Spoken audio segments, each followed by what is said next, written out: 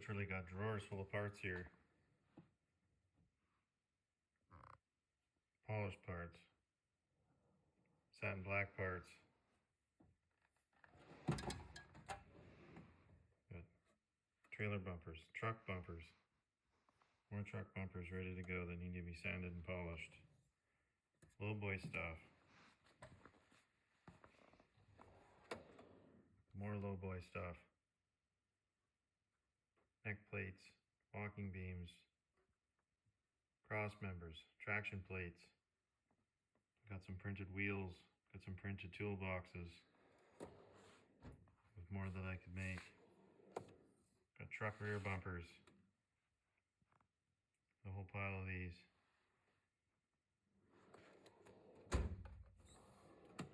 I have some old style walking beams, ones I used to sell.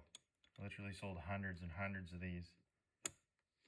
And I stopped selling them 2 or 3 years ago when I started being able to make more detailed ones.